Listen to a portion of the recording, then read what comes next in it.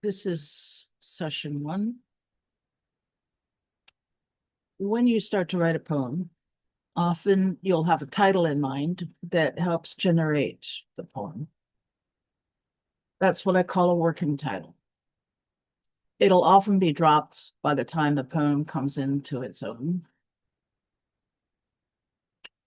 A poem that is ready to be published is a bridge to another person. At one end of the bridge is the writer, and at the other, the reader.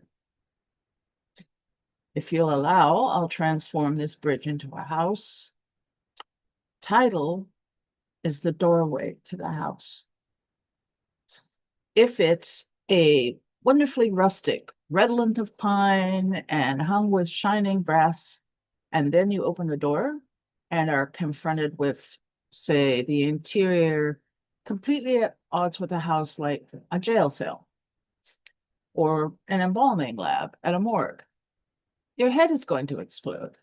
Well, maybe not that far, but it won't be pretty. A title opens the poem, and with the first line accomplishes quite a bit of work.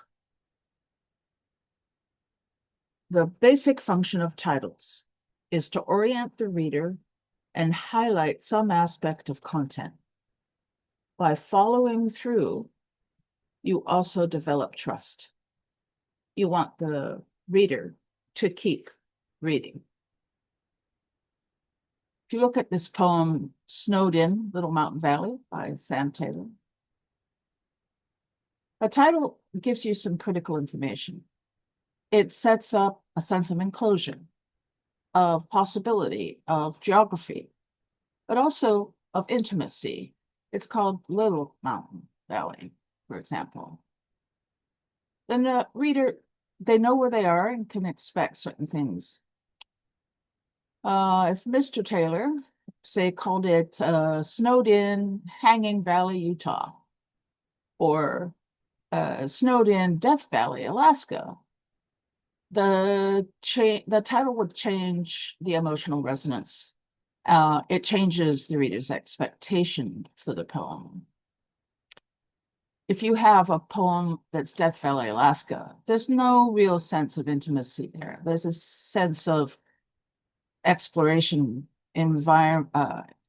excitement, perhaps, risk and danger.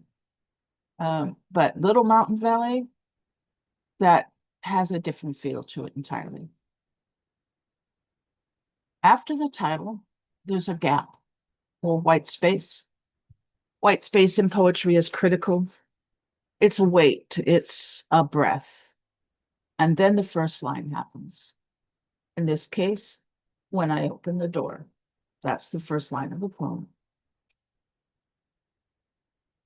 The white space is like a crucible or an alembic if you're an alchemist.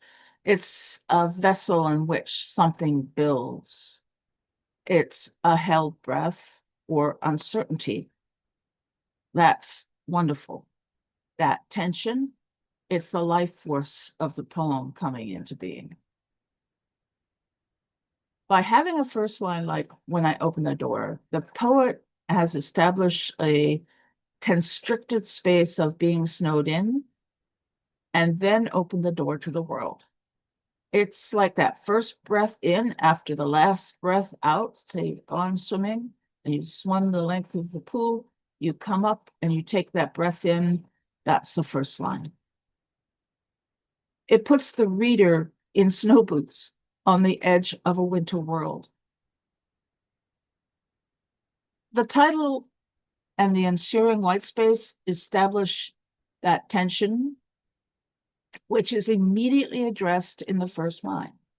It isn't resolved because the reader wants to know what happens next. Does the narrator in the poem go out into the snow? Do they retreat? Is there something at risk here?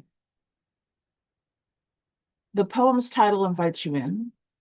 The first line makes you stand at the doorway looking out. It gives the reader a chance to participate in this newly created world. Titles and first lines, they give you the geography of the poem. Sometimes not quite as overtly as this one does, which gives you a snowed-in little valley and a little house where you can presume there's warmth behind you. Titles and first lines, they tell you what's at stake in the piece. You're snowed in. There's risk. And they also established trust between the writer and the reader. He created a title, and he immediately addressed the title by letting you face that world of the little snowed-in valley.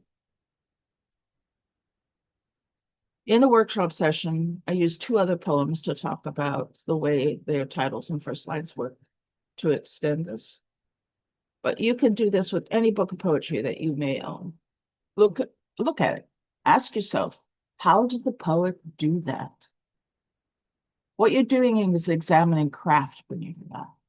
Like any art, poetry uses technique to accomplish its goals. The purpose of Poetry 101 is to introduce and explore important aspects of craft. This time it was titles and first lines. Next time, it'll be diction.